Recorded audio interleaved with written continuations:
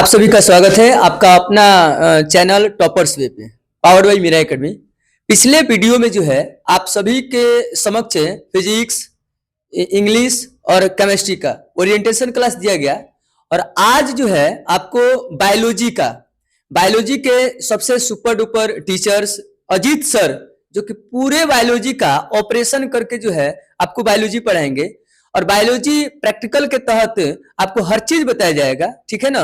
तो बायोलॉजी के अजीत सर से आप मिलिए और उनसे जानिए कि बायोलॉजी को जो है कैसे बिल्कुल आसान भाषा में जो है आपको बताया जाएगा, ठीक है ना। अब जैसे ही आप चैनल पे आ रहे हैं तो टॉपर्स वे को सब्सक्राइब भी कर लीजिएगा और चैनल को सपोर्ट भी कीजिएगा। तो हम चाहेंगे कि अजीत सर आए और अपने जो है जुबानी कुछ बताएं। बहुत बहुत धन्यवाद सर। सबसे पहले मैं अपनी क्लास को एक लाइन से शुरू करूंगा कि संघर्षों की साए में इतिहास हमारा पलता है, जिस और जवानी चलती है उस और जमाना चलता है। और यदि संघर्षों की नहीं सुनोगे तो शिखर की जय गीत सुनोगे, और सच कहता हूं यदि ठान लोगे तो अपने हिस्से में जीत लिखोगे। तो आप सभी का स्वागत है आपके अपने प्यारे से यूट्यूब चैनल टॉपर्स वे पे, जिसका एक ही मकसद है कि एवरेज बच्चे को पकड़ करके बिहार का टॉपर, उसके स्टेट का टॉपर और स्कूल का टॉपर बनाना। तो इसी सिलसिले में देखिए आज हम लोग डिस्कस करने वाले हैं बायोलॉजी के विषय में। ऐसे तो बायोलॉजी के बारे में सभी लोग आप लोग जानते हो, लेकिन क्लास 12 में बायोलॉजी में हमें क्या क्या पढ़ना है, कितना किस सब्जेक्ट का वेटेज होने वाला है और हम प्रत्येक चैप्टर को कैसे पढ़ने वाले हैं, इस सब के बारे में आज हम लोग डिस्कस करने वाले हैं। तो अगर हम लोग क्लास 12 बायोलॉजी की बात करें तो क्लास 12 बायोलॉजी में देखिए हम कौन सा बुक फॉलो करने वाले हैं, तो वो होता है आपका एनसीईआरटी, ठीक है। और एनसीईआरटी जो होता है आपका, अभी दो तरह से है एनसीईआरटी, एक है ओल्ड एनसीईआरटी और एक है न्यू एनसीईआरटी, ठीक है। ओल्ड जो एनसीईआरटी है उसमें टोटल चैप्टर हैं 16 गो, ठीक है। कितने चैप्टर हैं? टोटल 16 चैप्टर हैं। और जो न्यू एनसीईआरटी है अभी, उसमें आपके 13 चैप्टर हैं, ठीक है। अब देखिए हमारे लिए कौन सा किताब सबसे ज्यादा इंपॉर्टेंट होने वाला है, ओल्ड एनसीईआरटी है न्यू वाला? तो देखिए हमारा जो बिहार बोर्ड है ये अभी फॉलो करता है ओल्ड एनसीईआरटी को, यानी 16 चैप्टर को। जो एनटीए है जो कि नीट का एग्जाम लेता है, तो नीट फॉलो करता है इस न्यू एनसीईआरटी को। लेकिन सीयूईटी एक और एग्जाम होता है, वो भी फॉलो करता है किसको? ओल्ड एनसीईआरटी को। तो अगर हम लोग इस ओल्ड एनसीईआरटी को फॉलो कर लेते हैं तो न्यू वाला भी हमारा काम हो जाएगा। इसलिए हम इस पूरे चैनल पे जो ओल्ड एनसीईआरटी है इसके 16 चैप्टर्स का डिस्कशन करेंगे और 16 चैप्टर को एकदम बेसिक से एडवांस लेवल तक पढ़ेंगे, ठीक है। तो देखिए यदि हम अपने ओल्ड एनसीईआरटी की बात करें तो इसमें आपको कुछ ये चैप्टर्स देखने को मिलते हैं। एक सेकेंड, हाँ, टोटल हमारे ओल्ड एनसीईआरटी में टोटल ये 5 यूनिट है। पहला यूनिट है जिसका नाम है रिप्रोडक्शन, ठीक है। रिप्रोडक्शन यानी कि जनन पढ़ना है। दूसरे यूनिट का हमारा नाम है जेनेटिक्स एंड एवोल्यूशन, इसमें हमें आनुवांशिकी और विकास के बारे में पढ़ना है। तीसरे यूनिट में हमें पढ़ना है बायोलॉजी एंड ह्यूमन वेलफेयर, अर्थात इसमें हमें बायोलॉजी मानव के कल्याण में कैसे उपयोगी है इस सब के बारे में पढ़ना है तीसरे यूनिट में। और चौथा हमारा यूनिट है बायोटेक्नोलॉजी एंड इट्स एप्लीकेशन, अर्थात बायोटेक्नोलॉजी यानी जैव प्रौद्योगिकी क्या है, इसका उपयोग क्या है, जैव प्रौद्योगिकी हमारे लिए क्यों उपयोगी है, कैसे मानव के कल्याण में ये हेल्प करता है, इस सब के बारे में हमें पढ़ना है, ठीक है। और लास्ट हमारा जो 5वां यूनिट है जिसका नाम क्या है, इकोलॉजी एंड एनवायरमेंट। तो इकोलॉजी और एनवायरमेंट में हमें पर्यावरण से रिलेटेड टॉपिक्स के बारे में अच्छे से पढ़ना है, ठीक है। तो ये आपके 5 यूनिट हैं जो कि टोटल हमारे क्लास 12 में पढ़ना है। और इस 5 यूनिट के तहत आपके चैप्टर्स कितने आते हैं? 16 चैप्टर आता है। तो 16 चैप्टर्स के बारे में हम लोग डिस्कस करेंगे, लेकिन उससे पहले जरूरी है कि बिहार बोर्ड का एग्जाम पैटर्न क्या है। सिलेबस आप जानो, सिलेबस को पढ़ो, ये अच्छी बात है, लेकिन सबसे ज्यादा जरूरी क्या है? आपको एग्जाम पैटर्न समझना कि एग्जाम का डिमांड क्या है, ठीक है। एग्जाम में क्वेश्चन हमसे क्या पूछ रहा है ये जानना जरूरी है। अधिकांश बच्चे क्या करते हैं कि पढ़ना शुरू करते हैं और जैसे जैसे बुक है सब पढ़ना शुरू कर देंगे, लेकिन एग्जाम में क्या पूछ रहा है, एग्जाम का ट्रेंड क्या है, यही कोई नहीं समझता है। और इसी के चलते क्या होता है, कंपटीशन वाले बच्चे भी देखिए कोई 5-5 साल तैयारी करते रह जाता है, कोई 1 साल में ही निकाल लेता है। तो सबसे ज्यादा जरूरी क्या है? एग्जाम का पैटर्न समझना और एग्जाम का सिलेबस समझना। तो सिलेबस से पहले आइए हम लोग समझते हैं कि हमारा क्लास 12 बायोलॉजी का पैटर्न क्या है, ठीक है। तो क्लास 12 बायोलॉजी का हमारा जो पैटर्न है कुछ इस प्रकार है। देखिए बायोलॉजी टोटल आपके क्लास 12 में 100 मार्क्स का है, ठीक है। 100 मार्क्स का आपका जो बायोलॉजी है उसमें सब्जेक्टिव जो होते हैं यानी कि लिखने वाले जो प्रश्न है वो 35 मार्क्स के पूछे जाते हैं और ऑब्जेक्टिव प्रश्न कितने पूछे जाते हैं? 35 मार्क्स के, और प्रैक्टिकल होता है टोटल कितने 30 मार्क्स के। ये तीनों को जोड़ोगे तो आप कितना हो जाएगा 35 प्लस 35 यानी कि 70 नंबर, और ये 30 नंबर का क्या हो जाएगा आपका प्रैक्टिकल। तो टोटल आपके 100 नंबर का बायोलॉजी है। ठीक, अब ये 100 नंबर में हमारे कंट्रोल में कितना है 70 नंबर, और बाकी 30 नंबर स्कूल पर डिपेंड है। सॉरी, ये 30 नंबर में भी हमें कैसे अधिक से अधिक मार्क्स लाना है, प्रैक्टिकल का कॉपी कैसे लिखना है, इस सब के बारे में भी हम लोग क्लास के दौरान डिस्कस करेंगे। लेकिन फिलहाल जो हमारे कंट्रोल में पूर्ण रूप से है उस पर आइए हम लोग डिस्कस करते हैं। देखिए, ये जो है आपका सब्जेक्टिव, इसमें 35 मार्क्स का आपका पूछा जाता है, जिसमें ये दो तरह से प्रश्न पूछे जाते हैं। एक होता है लॉन्ग आंसर टाइप क्वेश्चन और एक होता है शॉर्ट आंसर टाइप क्वेश्चन। ठीक है, लॉन्ग आंसर टाइप क्वेश्चन में आपसे टोटल 6 गो प्रश्न पूछता है। ठीक है, और इस 6 गो में से बनाना कितना होता है आपको, मात्र 3 क्वेश्चन बनाने होते हैं, और एक प्रश्न कितने होते हैं 5 नंबर का होता है। तो टोटल आपको कितना हो जाएगा 15 नंबर का आपका पूछेगा लॉन्ग आंसर टाइप क्वेश्चन, यानी कि दीर्घ उत्तरीय प्रश्न। और फिर शॉर्ट आंसर टाइप क्वेश्चन में देखिए कितना आता है, इसमें 20 गो क्वेश्चन आपसे पूछना है। 20 गो में से कोई भी जो आपको याद है उसमें से मात्र 10 गो बनाना होता है, और प्रत्येक प्रश्न ये कितने नंबर का होगा 2 नंबर का होगा। तो टोटल कितना हो जाएगा 20 नंबर का। तो 15 और 20 35 नंबर का आपका हो गया क्या सब्जेक्टिव। ठीक है, अब बात आता है ऑब्जेक्टिव का। तो ऑब्जेक्टिव टोटल क्या है यहाँ पे कितने मार्क्स का है 35 मार्क्स का, और क्वेश्चन कितना पूछता है इसमें 70 को क्वेश्चन पूछता है। प्रत्येक क्वेश्चन 1 नंबर का होता है, और इसमें से कोई भी मात्र कितने बनाने होते हैं 35 क्वेश्चन बनाने होते हैं। तो 35 क्वेश्चन गुना आप क्या कर दोगे, एक तो हो जाएगा कितना 35 मार्क्स का। ठीक है, तो 35 मार्क्स का क्या हो गया आपका ऑब्जेक्टिव और 35 का सब्जेक्टिव। एग्जाम पैटर्न आपको समझ में आया। लॉन्ग कितना पूछेगा 6 क्वेश्चन बनाना कितना है इसमें से 3, और ये शॉर्ट कितना पूछेगा 20 क्वेश्चन, इसमें से बनाना कितना है 10। ठीक है, तो टोटल 35 और यहाँ 30 100 नंबर का हमारा पेपर हो गया। ठीक है, चलिए अब एग्जाम पैटर्न आपने समझ लिया, तो आइए हम लोग समझते हैं क्या बायोलॉजी के सिलेबस को। ठीक है, क्लास 12 बायोलॉजी का सिलेबस क्या है। तो आप लोग अभी जाने कि इसमें यूनिट कितने हैं 5, जिसमें से हमारा जो पहला यूनिट है इसका नाम क्या है रिप्रोडक्शन, यानी कि जनन। ठीक है, पहला यूनिट में हमें सिर्फ जनन के बारे में पढ़ना है। जैसे कि पहला जो चैप्टर है हमारा इसका नाम है जीवों में जनन। ठीक है, और जीवों में जनन जो चैप्टर है उसमें हमें क्या पढ़ना है, जितने भी पृथ्वी पर जीव मौजूद है ना उस सब में जनन कैसे होता है। जैसे कि उसमें मनुष्य के बारे में भी पढ़ना है, पेड़ पौधों के बारे में भी पढ़ना है, अमीबा के बारे में, क्लेमाइडोमोनास, प्रोटिस्टा, मोनेरा, सब के बारे में हमें पढ़ना है कि उसमें जनन कैसे करते हैं। ठीक है, क्या क्या प्रक्रिया है सबके बारे में जानेंगे हम लोग। चैप्टर जो 2 है हमारा पुष्पी पादपों में लैंगिक जनन, इसमें ये डिफाइन कर रहा है। देखिए नाम इसका पढ़िए पहले क्या कह रहा है। चैप्टर 2 जो है पुष्पी पादपों में लैंगिक जनन, यानी ये क्या कह रहा है कि हमें अब जीवों के बारे में नहीं पढ़ना है, सिर्फ पौधों के बारे में पढ़ना है, और वो भी कैसे पौधे, सबके बारे में नहीं, सिर्फ उन्हीं पौधों के बारे में पढ़ना है जिसमें क्या आता है फूल आता है, और जिसमें फूल आएगा आप लोग जानते हो कि उसमें क्या होगा लैंगिक जनन होगा। ठीक है, तो हम लोग अगर चैप्टर के नाम को बढ़िया से देख लें, नाम को बायोलॉजी क्या है, बायोलॉजी शब्दों का खेल है, जो शब्द समझ गया वो बायोलॉजी समझ गया। ठीक है, तो बस इसमें क्या पढ़ेंगे हम लोग पुष्पी पादपों के बारे में पढ़ेंगे। पादप कितने होते हैं 5 प्रकार के होते हैं। आप आगे आप लोगों को क्लास में हम बेसिक क्लास जब चलाएंगे वहां बताएंगे। उसमें से एक पौधा होता है जिसे हम लोग क्या कहते हैं पुष्पी पादप, किसी का दूसरा नाम होता है आवृत बीजी, इंग्लिश में उसे एंजियोस्पर्म कहते हैं। तो इसमें सिर्फ हमें एंजियोस्पर्म में लैंगिक जनन कैसे होता है ये जानना है। ठीक, उसके बाद जो हमारा तीसरा चैप्टर है उसका नाम है मानव जनन, यानी कि इसमें हम लोग पढ़ेंगे कि जीवों के बारे में पढ़ लिए, पौधों के बारे में पढ़ लिए, अपने बारे में भी तो पढ़ना जरूरी है ना, तो उसके लिए चैप्टर बनाया गया है क्या मानव जनन। और जब मानव जनन मनुष्य में कैसे जनन होता है ये सब पढ़ लोगे तो मनुष्य में जनन से रिलेटेड जो समस्याएं होती हैं, जैसे मान लो कोई मनुष्य है उसका शादी ब्याह हुए 15-20 साल हो गए लेकिन उसको बच्चा ही नहीं हो रहा है, तो काहे नहीं हो रहा है, क्या उसमें कमियां हैं, इस सब से रिलेटेड जो चीजें हैं उसको हमें पढ़ना है किसमें जनन स्वास्थ्य में, रिप्रोडक्टिव हेल्थ में। तो चैप्टर जो आपका जो यूनिट 1 है इसमें सिर्फ जनन से ही रिलेटेड चीजें पढ़नी है, इसलिए इसका नाम क्या रखा गया था जनन रखा गया है, यानी कि रिप्रोडक्शन, और चारों चैप्टर जनन से रिलेटेड इसमें है। ठीक है, चलो अब आगे हम लोग अपने दूसरे यूनिट की ओर बढ़ते हैं। ठीक है, चैप्टर नंबर 1 आप लोग देखें, इसमें जनन के बारे में पढ़ना है। चैप्टर 2 में क्या पढ़ना है पुष्पी पादपों में लैंगिक जनन। चैप्टर 3 क्या है मानव जनन, यानी मनुष्य में कैसे जनन होने वाला है, ये सब हम लोग पढ़ेंगे। जनन स्वास्थ्य यानी बच्चे के जन्म से लेकर के उसके माता पिता ये सबके स्वास्थ्य के बारे में पढ़ना है, सब किसमें पढ़ना है जनन स्वास्थ्य में। अब इसके बाद आता है हमारा यूनिट नंबर 2 जिसका नाम क्या है इस यूनिट का नाम है जेनेटिक्स एंड एवोल्यूशन।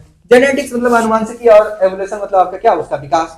तो आनुवंशिकी मतलब इसमें हम लोग क्या पढ़ेंगे, मेंडल के नियम, आरएनए, डीएनए, इस सब के बारे में इस यूनिट में हम लोग पढ़ने वाले हैं। ठीक है, तो चलिए देखते हैं कि इस यूनिट में कितने प्रश्न आते हैं, कितने चैप्टर आते हैं, सॉरी माफ कीजिए।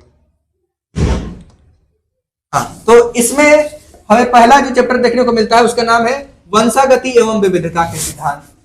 अब इसमें हमें ये पढ़ना है, इसमें हमें ये पढ़ना है, इसमें हमें ये पढ़ना है कि वंशागति और विविधता के सिद्धांत में ये पढ़ना है कि मान लो कोई बच्चा है, ठीक है, वो थोड़ा बहुत अपने पापा के जैसा दिख रहा है, थोड़ा बहुत अपने मम्मी के जैसा दिख रहा है, दोनों के लक्षण इसमें आ रहे हैं। ठीक है, तो कैसे ये लक्षण एक पीढ़ी से दूसरे पीढ़ी में आ रहे हैं, इन सभी के बारे में हम कहां पढ़ेंगे, वंशागति और विविधता के सिद्धांत में। आप लोग पेड़ पौधा देखते होंगे तो कोई देखते होंगे कि एक ही चीज का पौधा है, लेकिन कोई पौधा लंबा हो जा रहा है, कोई बौना हो जा रहा है, किसी पौधे के जो फल हो रहे हैं ज्यादा मीठे हैं, किसी के कम मीठे हैं। तो ये सब चीजें काहे हो रही है, कैसे हो रही है, वाई हो रही है, मतलब ये जो चीज है ना, क्यों, क्यों का जवाब आपको देगा यही वंशागति और विविधता के सिद्धांत वाला चैप्टर। ठीक है, उसके बाद छठा जो चैप्टर है हमारा वंशागति का आणविक आधार। ठीक है, तो वंशागति के आणविक आधार में हम लोग पढ़ेंगे इसी डीएनए के बारे में, आरएनए के बारे में, डीएनए कैसा बना होता है, आरएनए कैसे बना होता है, इसका कार्य क्या है, इसकी रासायनिक संरचना क्या है। ठीक है, इस सब के बारे में एकदम डिटेल में हम लोग पढ़ेंगे चैप्टर नंबर 6 में। ठीक, चलिए अब 6 के बाद जो हमारा 7वां चैप्टर है वो है ये क्रम विकास। ठीक है, तो क्रम विकास में देखिए हमें क्या पढ़ना है, इसमें हमें ये पढ़ना है कि ये जो पूरी पृथ्वी है इसका निर्माण कैसे हुआ है, इस पर जीवों की उत्पत्ति कैसे हुई है, कैसे जीव उत्पन्न हुए हैं, सबसे पहला जो जीव था वो कैसे बना, क्या वातावरण का कोई प्रभाव जीवों के शरीर पर पड़ता है या नहीं पड़ता है, इन सभी के बारे में हम लोग पढ़ेंगे। जीवों के विकास कैसे हुआ, उसका दिमाग कैसे विकसित हुआ, ठीक है, उसके शरीर में परिवर्तन कैसे होते हैं, ये सारी चीजें हमें चैप्टर नंबर 7 में पढ़ना है। और उसके बाद हमारा शुरू होता है तीसरा यूनिट जिसका नाम है बायोलॉजी एंड ह्यूमन वेलफेयर। सबसे इंपॉर्टेंट चैप्टर, क्यों, आप पूरे बायोलॉजी पढ़ो चाहे ना पढ़ो, लेकिन ये चैप्टर पढ़ना बहुत जरूरी है, क्योंकि इसमें सिर्फ ये हमारे सिलेबस ही नहीं सिखाता है, ये हमें सिखाता है कि हमें अपने दैनिक जीवन में हमें क्या किन किन बातों का ध्यान रखना चाहिए। इसमें हमें एक चैप्टर पढ़ना होता है, आपको बताते हैं, मानव स्वास्थ्य और रोग, जिसमें हम लोग जितनी प्रकार के बीमारियां हैं उन सभी बीमारियों के बारे में पढ़ेंगे, उनके लक्षण क्या है, उनके उपचार क्या है, उसको नियंत्रित कैसे किया जा सकता है, उनसे कैसे बचा जा सकता है, ये सब चीजें हमें कहाँ पढ़ना है, मानव स्वास्थ्य और रोग। तो देखो अगर बीमारियों से बचना है तो ये चैप्टर पढ़ना बिल्कुल जरूरी है, और एग्जाम के पॉइंट ऑफ व्यू से भी ये चैप्टर बहुत इंपॉर्टेंट है। इसके अलावा इसमें दूसरा चैप्टर है खाद्य उत्पत्ति की कार्यनीति। तो इसमें हमें पढ़ना है कि देखो पृथ्वी पर जो मनुष्य है इसकी जनसंख्या धीरे धीरे बढ़ती जा रही है, लेकिन जो जगह है, जो जमीन है वो तो सीमित है ना, जनसंख्या बढ़ रही है लेकिन जमीन सीमित है। अब लोगों को हमें भोजन भी प्राप्त करना मतलब प्रदान करवाना है, तो उसके लिए जो हमारे पास सीमित जगह है इसी में हम ज्यादा फसलों की पैदावार कैसे कर सकते हैं, ज्यादा भोजन की उत्पत्ति कैसे कर सकते हैं, इस सब के बारे में हम लोग पढ़ेंगे खाद्य उत्पादन में वृद्धि की कार्यनीति यानी चैप्टर नंबर 9 में। ठीक, इसके बाद चैप्टर 10 जो हमारा है वो है ये मानव कल्याण में सूक्ष्म जीव, और ये चैप्टर भी बहुत ज्यादा इंपॉर्टेंट है। जैसे चैप्टर 8 में आप लोगों ने देखा कि सारे बीमारियों के बारे में पढ़ना है, और बीमारियां किसी न किसी वायरस, बैक्टीरिया या फंगस इत्यादि के कारण होती हैं, तो वो सब हम वहां पे सूक्ष्म जीवों के बारे में पढ़ रहे हैं। लेकिन कौन से सूक्ष्म जीव जो मनुष्य को हानि पहुंचा रहे हैं, जिससे क्या है मनुष्य में कोई रोग उत्पन्न हो रहा है।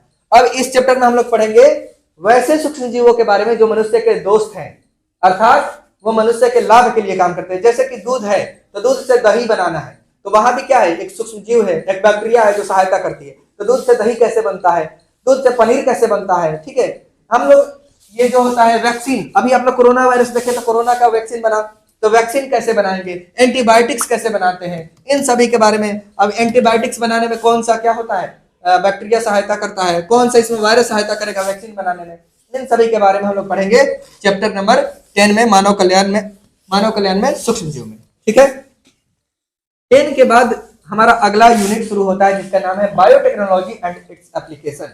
ठीक है, इसमें हमें मुख्य रूप से 2 चैप्टर्स के बारे में पढ़ना है, पहला 11 और 12। चैप्टर नंबर 11 का नाम है जैव प्रौद्योगिकी सिद्धांत एवं प्रक्रम। इसमें हम लोग पढ़ेंगे कि जैव प्रौद्योगिकी क्या है, इसके सिद्धांत क्या है, उसके प्रक्रम क्या है, कैसे हम लोग उसका उपयोग कर रहे हैं। तो जैव प्रौद्योगिकी का उपयोग हम लोग पढ़ेंगे किसमें, चैप्टर नंबर 12 में। ठीक है, चैप्टर 12 में हम लोग इसका उपयोग पढ़ेंगे और यहाँ पे इसके सिद्धांतों के बारे में पढ़ेंगे। अब देखिए आप लोगों ने सुना होगा कि कोई कोई ऐसे व्यक्ति हैं जिनको शुगर का बीमारी हो जाता है। तो अब शुगर का बीमारी क्यों होता है? क्योंकि उनके अंदर इंसुलिन पर्याप्त मात्रा में नहीं बन रहा है, तब उनको इंसुलिन बाहर से ला करके दिया जाता है। तो बाहर इंसुलिन कैसे बनाया जाएगा? इसी का उपयोग करके बनाया जाता है, जैव प्रौद्योगिकी का। इसमें हम लोग क्या करते हैं, बायोलॉजी और इंजीनियरिंग दोनों के सिद्धांतों को मिलाते हैं और मनुष्य के लिए कल्याणकारी चीजों का निर्माण करते हैं। तो इसी सब के बारे में, इंसुलिन कैसे बनेगा, आरडीएनए क्या है, रिकॉम्बिनेंट डीएनए, इन सभी के बारे में हम लोग कहाँ पढ़ेंगे? चैप्टर 11 और चैप्टर 12 में। ठीक है, अभी सिर्फ हम एक ओवरव्यू बता रहे हैं सभी चैप्टर्स का, इसको हम लोग डिटेल में भी पढ़ने वाले हैं। तो पहले पढ़ा जाए हम, उससे पहले क्या जरूरी है कि सिलेबस को हम लोग अच्छे से समझ लें। अब देखिए, इसके बाद हमारा पांचवा और लास्ट यूनिट शुरू होता है, जिसे हम लोग कहते हैं इकोलॉजी और एनवायरमेंट। और इसमें हमें मुख्य रूप से 4 चैप्टर के बारे में पढ़ना है। पहला जो चैप्टर है हमारा जीव और समष्टियां। ठीक है, तो इसमें हमें जीवों के बारे में पढ़ना है। जीवों के समूह को समष्टि कहते हैं, तो समष्टियों के बारे में पढ़ना है। समष्टियों के समूह को क्या कहेंगे हम लोग? व्यष्टि वगैरह जो भी चीजें है। बायोम क्या है, मतलब जीव क्या है, उसके समुदाय को समष्टि कहेंगे। समष्टियों के समूह को भी क्या कहते हैं? बायोम वगैरह बनता है इस समय। तो ये सारे जितने भी जीवों के समूह है ना, उन सब के बारे में हम लोग चैप्टर नंबर 13 में पढ़ेंगे। और उसके बाद क्या है, चैप्टर नंबर 14, इसमें हम लोग क्या पढ़ेंगे? पारिस्थितिक तंत्र और परितंत्र, मतलब हमारे आसपास का जो पारिस्थितिक तंत्र है, यानी क्या है, पर्यावरण है। इसमें कौन कौन से जीव हैं, कैसे वो पोषण प्रदान करते हैं, कैसे ऊर्जा का प्रवाह एक से दूसरे में होता है, प्राथमिक श्रेणी क्या है, द्वितीय श्रेणी, तृतीय श्रेणी क्या है, उपभोक्ता क्या है, अपघटनकर्ता क्या है, इस सब के बारे में हम लोग चैप्टर नंबर 14 में पढ़ने वाले हैं। और उसके बाद 15 चैप्टर हमारा जो है उसका नाम क्या है? जैव विविधता एवं संरक्षण। ठीक है, तो जैव विविधता क्या है? जैसे कि आप लोग जानते हो कि हमारे इस पृथ्वी पर विभिन्न प्रकार के जीव हैं, उसमें बहुत सारी विविधताएं पाई जाती हैं। तो विविधताओं के आधार पर बहुत सारे प्रकार के जीव हैं। जैसे कि मान लो यहाँ पे बहुत सारे आप जीव देख रहे हो, इस सब में कुछ ना कुछ विविधता दिखाई दे रही है ना। तो यही जीवों में जो विविधता है वो क्या है, कैसे इनमें विविधताएं उत्पन्न होती है, इस सब के बारे में हमें कहाँ पढ़ना है? चैप्टर नंबर 15 में। और कुछ ऐसे भी जीव हैं जो धीरे धीरे क्या हो रहे हैं? पृथ्वी पर से विलुप्त हो रहे हैं। तो जो जीव विलुप्त हो रहे हैं उनका संरक्षण हम लोग कैसे करेंगे, इसको हम लोग पढ़ेंगे इसी चैप्टर में, 15 वाले चैप्टर में। ठीक, और 16 नंबर चैप्टर भी बहुत ज्यादा इंपॉर्टेंट है, जिसका नाम क्या है? पर्यावरणीय मुद्दे। और पर्यावरणीय मुद्दे में हम लोग पढ़ेंगे जैसे कि पर्यावरण से रिलेटेड जितनी भी समस्या है, जैसे कि प्रदूषण एगो समस्या मान लो, तो प्रदूषण क्या है, कितने प्रकार के होता है, इसके प्रभाव क्या है, ये सभी इसमें हम लोग पढ़ेंगे। आप लोगों ने क्लास 5वां 6वां में नाम सुना होगा ग्रीन हाउस इफेक्ट, हरित गृह प्रभाव के बारे में। ये क्या है ग्रीन हाउस इफेक्ट, इससे हमें क्या लाभ है, क्या हानि है, इस सब के बारे में पढ़ेंगे। ओजोन परत आप लोग जानते हो कि पृथ्वी के बाहर पाई जाती है, जो क्या करती है? सूर्य के हानिकारक किरणों को पृथ्वी पर आने से रोकती है। तो ओजोन परत क्या है, इसमें कैसे छिद्र हो रहा है, इसका ह्रास कैसे हो रहा है, इसके लाभ हानि जितने भी हैं, पर्यावरण से संबंधित मतलब जितने भी चीजें हैं, उस सब के बारे में हम लोग कहाँ पढ़ेंगे? चैप्टर नंबर 16 में। तो ये रहा आपका एक क्या है, क्लास 12 के सिलेबस का ओवरव्यू। ठीक, अब क्लास 12 में ऐसे देखो कोई भी पढ़ाएगा तो यही 16 चैप्टर्स को पढ़ाता है, लेकिन क्लास 12 में ये सिर्फ 16 चैप्टर इंपॉर्टेंट नहीं है, इससे भी ज्यादा, सबसे ज्यादा इंपॉर्टेंट जानते हो क्या है? जैसे कि आप लोग देखो 10th आप लोगों ने पास किया, ठीक, उसके बाद क्या आता है? 11th, और फिर 12th आता है। ठीक है, तो 12th में हम लोग जानते हैं कि इसमें 16 चैप्टर पढ़ना है। ठीक, लेकिन ये बिहार बोर्ड की सच्चाई है कि 10th के बाद जो भी बच्चा पास करता है 11th में हो जाता है क्या? लापरवाह। अब देखो 10th से 12th में इधर आने के लिए जो बीच में पुल का काम करता है वो क्या है? 11th। अगर आपका 11th का जो कंसेप्ट है वो क्लियर नहीं रहेगा तो 12th के हर चैप्टर में आपको दिक्कत होने वाला है। ठीक है, तो इसलिए हम क्या करेंगे, 12th का सिलेबस तो शुरू करेंगे, लेकिन 12th का सिलेबस से पहले हम बायोलॉजी का बेसिक क्लास चलाएंगे कि आपके जो भी कंसेप्ट क्लियर नहीं है, जिस भी थोड़े बहुत टॉपिक्स में दिक्कत है, तो वो बेसिक क्लास कर लोगे तो आगे आने वाले 12th में जो 16 को चैप्टर है उसमें आपको थोड़ा सा भी दिक्कत नहीं होने वाला है। तो अगर आपसे हमसे कोई पूछे कि सर क्लास 12th के बायोलॉजी में अगर आपको कोई एक चैप्टर छोड़ने को मिले तो आप कौन सा छोड़िएगा? तो बेसिक से लेकर 16 को चैप्टर है, इसमें से हम इन 1 से लेकर 16 में से कोई एक छोड़ देंगे, लेकिन बेसिक को नहीं छोड़ेंगे, क्योंकि बेसिक नहीं पढ़ोगे तो ये 16 चैप्टर समझ में नहीं आने वाला है। ठीक है, तो सिलेबस हमें उम्मीद है कि आप लोग को अच्छे से समझ में आया होगा। ये पीडीएफ हम ग्रुप में डाल देंगे, आप लोग वहां से नोट कर सकते हैं, या फिर यहीं से आप लोग स्क्रीनशॉट ले लीजिएगा वीडियो को भगा भगा करके। और कोई भी दिक्कत है, समस्या है, नीचे आप लोग कमेंट करिए, हम लोग उसका समाधान करेंगे। हमारी पूरी टॉपर्स वे की टीम लगी है कि आपको बेहतर से बेहतर कंटेंट प्रोवाइड किया जाए और आप सभी को एक एवरेज से टॉपर बनाया जा सके। ठीक है, देखिए जो पढ़ने वाले बच्चे हैं, जो टॉपर हैं, उनको तो सब कोई पढ़ा सकता है। हम लोग आए हैं उस बच्चे को पढ़ाने के लिए जिसमें पढ़ने की एबिलिटी है लेकिन किसी कारणवश उसको समझ में नहीं आ रहा है, वो पढ़ नहीं पा रहा है, उसको पढ़ाने के लिए आया है टॉपर्स वे। तो आपको कोई भी दिक्कत है नीचे कमेंट करिए, हम लोग उसको अच्छे से समझाने वाले हैं। ठीक है, चलिए आज के लिए इतना ही, मिलते हैं कल के वीडियो में, तब तक के लिए बाय बाय।